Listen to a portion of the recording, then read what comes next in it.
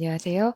달콤한 서점 허은정 작가님의 나는 프랑스 샤토에 산다 두 번째 편입니다. 기나긴 기다림과 또 우여곡절 끝에 프랑스 샤토의 주인이 되고 손댈 엄두가 나지 않는 이 성을 수리하는 과정이 나옵니다. 한국에서도 집 수리하는 게 정말 쉽지 않은데 언어도 잘 통하지 않고 또 문화도 다른 먼 유럽 땅에서의 집수리라니 생각만 해도 너무 힘들 것 같은데요. 책에 그런 힘겨운 시간이 담겨 있습니다. 눈물 없이는 읽을 수 없었는데요.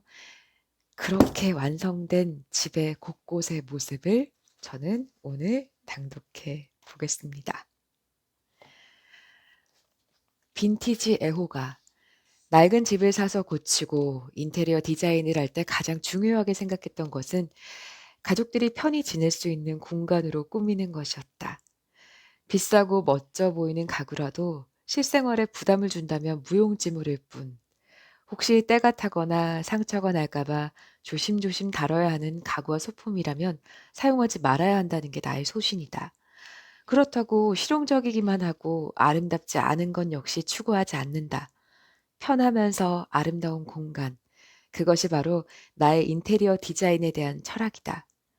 얼핏 우리 집 인테리어를 보면 비싼 가구나 소품들로 장식되었다고 생각할 수 있지만 하나하나 잘 들여다보면 물건들 대부분 누군가 오래전에 사용했던 앤티크, 빈티지, 중고 제품들이다. 나는 오래된 물건들을 좋아한다. 호주 유학 시절 처음으로 집 앞이나 주차장에 물건을 진열해 놓고 더 이상 필요가 없거나 사용하지 않는 물건을 파는 가라지 세일과 벼룩 시장을 경험할 수 있었다. 손때 묻은 살림살이와 광택을 잃은 가구들을 사고 파는 모습이 낯설었지만 나에게는 신선한 광경이었다. 그때 이후 나는 가라지 세일과 벼룩시장의 매력에 푹 빠지고 말았다. 먼지가 쌓여 있고 거미줄이 쳐 있고 복잡하게 뒤엉켜 있는 물건들 사이에서 무언가 하나를 골라낼 때면 내가 물건을 찾은 것이 아니라 그들이 내 눈앞에 나타남으로써 보이지 않는 인연의 끈 같은 것이 있다는 생각이 들곤 했다. 처음 프랑스로 집 구경을 왔을 때도 가장 먼저 찾은 곳이 파리의 벼룩시장과 앤티크 마켓이었던 것처럼 나의 앤티크, 빈티지 사랑은 끝이 없다. 파리의 벼룩시장은 전 세계에서 몰려드는 관광객들로 인해 가격이 오를 대로 올라 쉽게 주머니를 열지 못할 만큼 비싸졌다. 아직 비교적 저렴한 가격을 유지하고 있는 프랑스 곳곳의 시골 마을 벼룩시장은 나에게 천국이나 마찬가지다. 액자 모퉁이가 깨지고 페인트가 벗겨져 있는 물건들도 디자인이 마음에 들면 서슴없이 지갑을 연다. 누군가에게 더 이상 쓸모가 없어 버려지거나 헐값에 내다 팔린 물건들에게 새로운 생명을 불어넣어 줄 수 있다는 것은 나름 보람된 일이 아닐까? 또한 여기저기서 따로 구입한 물건들이 색다른 곳에서 함께 어우러져 멋진 조화를 이룰 때 희열감은 뭐라고 표현할 수가 없다. 우리 집 인테리어. 낡은 집을 보수공사하면서 신경 쓴 또 다른 부분은 집의 외관과도 어울리는 인테리어였다. 고성을 산 후 내부를 외관과는 전혀 어울리지 않는 현대식으로 바꾸는 사람들도 많다. 1850년대 건축된 우리 집은 당시 파리 시장이었던 오스만 남작이 파리 도심 전체를 새롭게 재건축해 가고 있을 때 흔히 볼 수 있는 오스만 건축 양식과 비슷하게 지어진 건물이다. 외벽은 단단해 보이면서도 섬세하고 아름다운 조각은 고전적인 분위기의 세컨 엠파이어 시대의 건축 양식을 간직하고 있다. 집은 전체 3층으로 지어졌다. 각 층마다 중앙으로 길게 난 복도를 따라 좌우로 나뉘어 있는데 1층에는 거실, 다이닝룸, 서재 안쪽 끝에 부엌이 위치해 모두 4개의 방이 있다. 2층에는 3개의 침실과 2개의 목욕탕이 있다. 2단 경사로 지어진 망사대 지붕 아래 위치한 3층 돌출된 창문 안쪽으로 천장이 꺾인 다락방들이 있고 경사진 지붕 아래 공간에도 얼마든지 방으로 바꿀 수 있는 넓은 공간이 숨어 있다. 조이는 이곳을 보고 자신만의 아뜰리에로 꾸미고 싶다고 말하기도 한다. 다락방 아뜰리에라니 왠지 낭만적이지 않은가? 시간이 허락하면 딸을 위한 아틀리에로 꾸며주고 싶지만 지금은 당장 수리해야 할 것부터 하나씩 처리하는 게 급선무다. 복도. 현관문을 열고 집으로 들어오면 타일이 깔린 긴 복도를 중심으로 양쪽으로 방들이 위치해 있다. 약 4미터 가까이 되는 높은 층고에 벽과 천장에는 정교하게 조각된 몰딩이 장식되어 있다. 처음 집을 보러 왔을 때 복도는 작은 등 하나만 비추고 있어 어두컴컴했고 천장은 검은 곰팡이로 뒤덮여 있었다.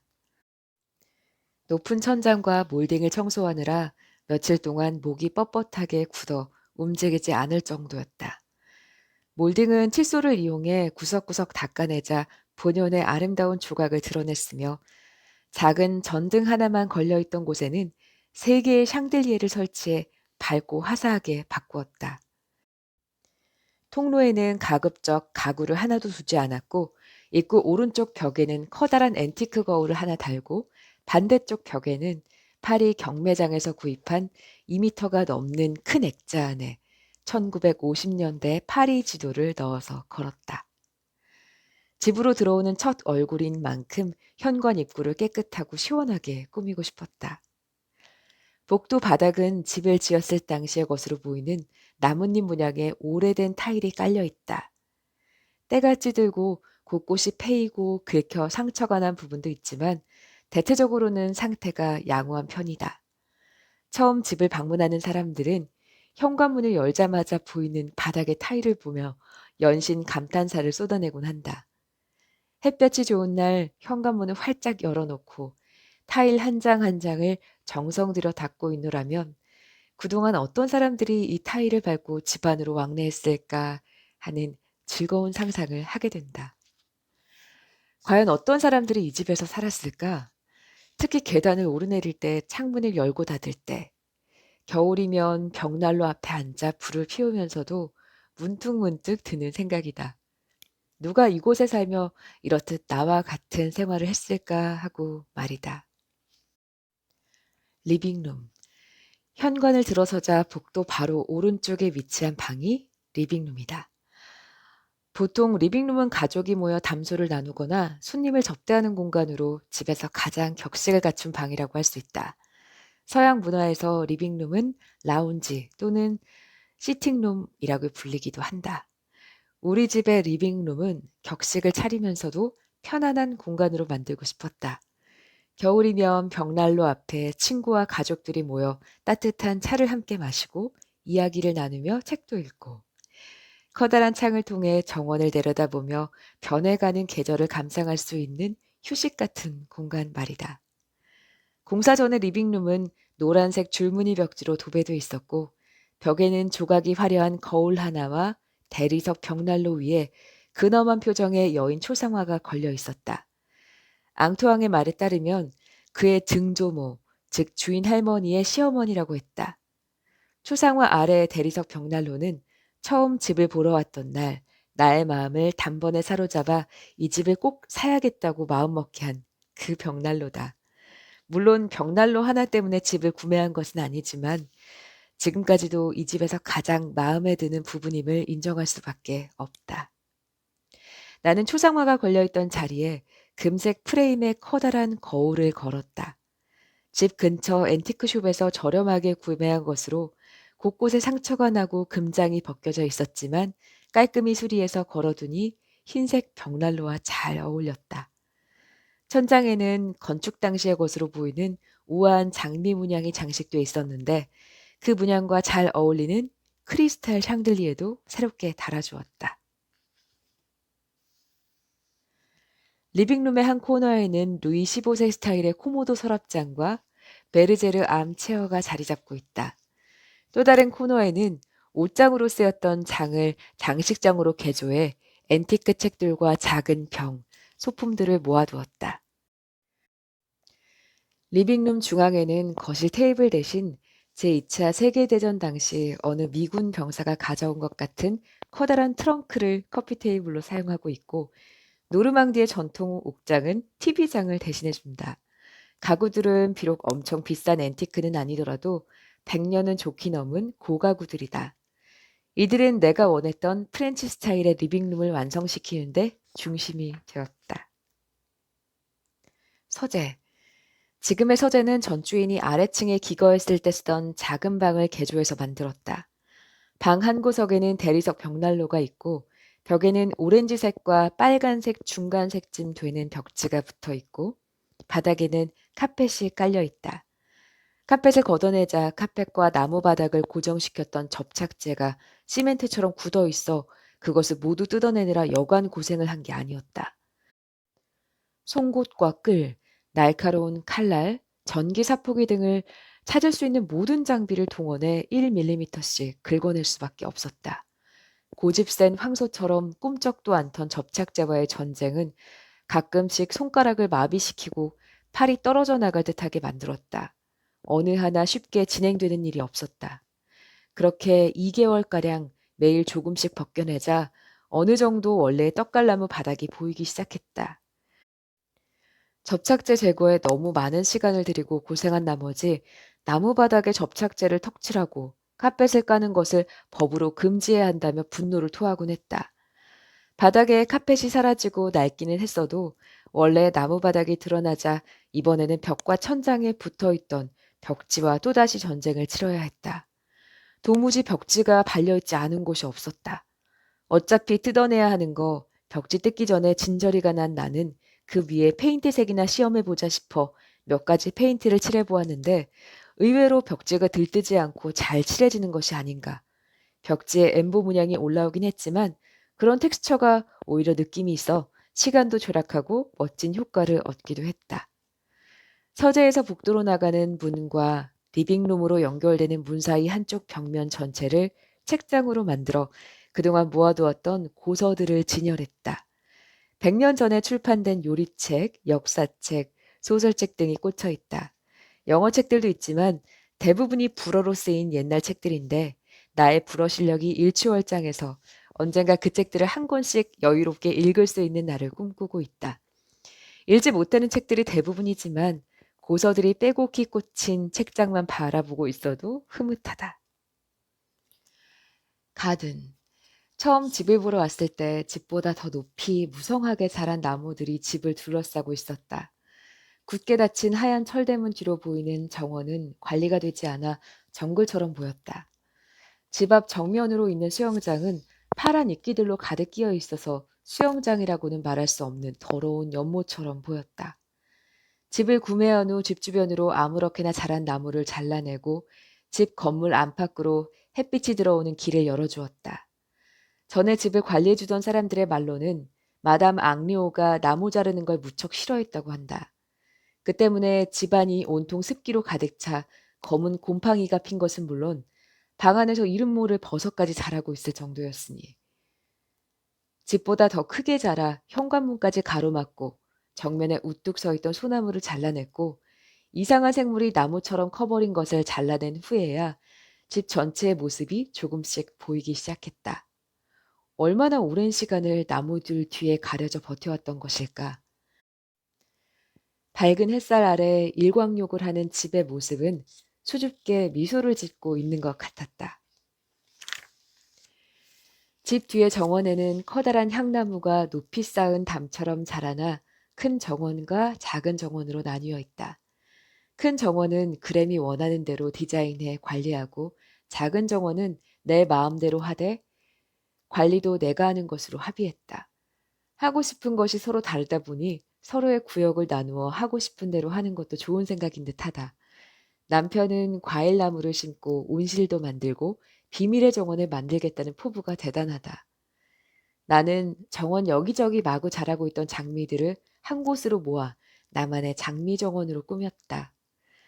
정원 일을 도와주던 로란과 함께 어지럽게 자란 잡초를 뽑아내고 땅을 고른 후 장미를 한 곳으로 모아 심었다. 그 옆으로는 몇 해 전 슈퍼마켓에서 사온 라벤더 모종들을 심어 라벤더 밭을 만들었다.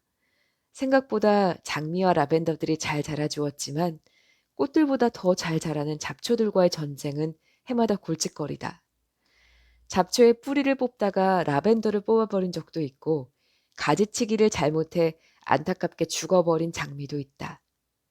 초보 정원사의 시련은 전쟁에서 하얀 깃발을 휘둘러야 할 때처럼 비참하기만 하다. 나의 또 하나의 포부는 집에서 먹을 채소와 허브를 키우는 채소밭을 근사하게 만드는 일이다. 프랑스에서는 채소밭을 포타제라고 한다. 포타제 가드는 중세시대부터 샤토나 수도원에 자급자족할 채소를 기르는 데에서부터 시작됐다. 루아르밸리의 샤토 빌랑드리는 아름다운 정원과 포타제 가든으로 유명해 나에게 많은 영감을 주는 곳이기도 하다. 남편과 내가 우리는 프랑스 시골로 귀농했다고 말하는 것이 우스갯소리로만 하는 말은 아니다. 뒷마당이 1200평 정도나 되니 우리가 먹을 채소를 자급자족하는 일은 충분할 것 같다. 아니, 너무 많을 수도 있겠다. 그럼 나는 동네 이웃들과 어르신들께도 조금씩 나누어 드리고 싶다. 가끔은 동네 주말 장터에서 좌판을 벌이고 뒷마당에서 수확한 야채를 파는 모습을 상상해 보곤 한다. 꽃들은 항상 사람들을 행복하게 만들고 영혼을 위한 태양이자 양식이며 때론 약이 된다는 말이 있다. 타샤 투터가 평생 동안 그녀의 정원을 가꾸며 단순하지만 자연과 동화되어 있는 의미 있는 삶을 살았듯 클로드 모네가 자신의 최고의 작품은 지베르니의 정원이라고 말한 것처럼 하나씩 배우면서 시간과 정성을 들이다 보면 지금은 별다른 특색이 없는 우리 집 정원도 언젠가는 사람들에게 희망과 행복을 안겨주는 행복한 공간으로 변해 있을 거라고 꿈꾸어 본다. 뒷마당에서 따온 허브들로 음식을 만들고 사철 피어나는 꽃으로 집안을 장식하는 정원이 있는 삶. 프랑스 시골로의 은퇴와 귀농이 주는 값진 선물은 이런 것이 아닐까? 프랑스 시골 이야기. 파리를 벗어나서 베르사유 근처를 지나 12번 국도를 타고 200km 정도를 달리면 우리 집에 도착한다. 계절이 바뀔 때마다 덩달아 변하는 바깥 풍경을 구경하며 운전하다 보면 마법사의 주문에라도 걸린 듯 어느새 집에 도착해 있다. 봄에는 노란 유채꽃이 만발한 들판을 지나기도 하고 여름철 무성한 나뭇잎들로 보이지 않았던 크고 작은 샤토의 모습도 겨울이면 앙상해진 나무가지 뒤로 뚜렷이 나타난다. 도로 양옆으로 아기자기한 돌로 지은 집들과 멋스러운 상점들이 자리한 마을을 지날 때면 주위를 두리번거리며 천천히 운전하는 것이 습관처럼 몸에 배었다. 왜 우리가 프랑스의 작은 시골 마을에 정착하게 되었는지 프랑스 이웃들은 물론 나를 아는 모든 사람들, 심지어 처음 만나는 사람들마저 의아하게 생각하는 건 지극히 자연스러운 일이다. 나는 파리 같은 도시도 좋아하지만 한적하고 여유로운 프랑스 시골을 더 사랑한다. 우리 집은 페이드라 루아르 지역인데 북부 마옌주에 속한 아주 작은 마을이다. 고작 200여 명 정도의 주민들이 이곳에 등록되어 있지만 그중 40여 명은 마을의 집들을 별장처럼 가끔 이용하는 사람들이라고 이장님께서 알려주셨다. 거의 6년 동안 굳게 닫혀있던 철 대문을 열어놓았을 때 마을 이장님이 지나다가 들렀다며 오신 적이 있다. 마담 앙리오는 그리 사교적인 분이 아니어서 할머니의 남편이 돌아가셨을 때 잠깐 들러 인사한 게 다였다고 하셨다. 당시 아무것도 없어 썰렁한 상태였지만 내가 집에 이곳저곳을 안내하자 이장님은 크게 놀라는 눈치였다. 프랑스 사람들은 손님이 방문하더라도 집안을 구경시켜주거나 오랫동안 집에 들이지 않는다고 했다. 우리 마을에 사는 외국인들은 대부분 영국 사람이죠. 마담 큐리와 무슈 큐리, 그램과 나를 이렇게 부른다. 한국과 호주에서 이사온 첫 번째 사람들입니다. 이곳에 오신 두 분을 환영합니다. 궁금한 것들이 있으면 언제든지 사무실로 연락해 주세요. 생각지도 못한 이장님의 방문, 그리고 배려 가득한 환대의 말을 듣자 왠지 모를 정감이 느껴졌다. 나라마다 문화의 차이가 있게 마련이지만 처음 만난 이장님께 집을 구경시켜준 일이 꽤 인상 깊은 일로 마음에 남으셨던 모양이다. 작은 마을의 이장님이라고 해도 상당한 영향력을 가지고 있다는 이야기를 주변에서 들었던 터라 먼저 찾아가 인사를 드려야 했지만 지나가는 길에 들러주셨으니 부담스러운 일 하나가 줄어든 것과 같다. 프랑스 시골 마을들은 말로 다 표현하기 힘든 묘한 매력이 있다. 그토록 많은 화가와 예술가들이 프랑스에서 영감을 얻을 수 있었는지 조금은 알듯한 그런 분위기라고 하면 느낌이 전달되려나? 아무튼 건물 하나하나가 예사롭지 않다. 재미있는 이야기가 어디선가 툭 튀어나올 것처럼 특색과 개성 넘치고 아름다운 건물들이 많다. 이렇게 글로 쓰고 있자니 마치 내가 프랑스 시골 예찬가라도 된 것 같지만 시골 예찬가든 평범한 시골 아줌마든 뭐든 좋다.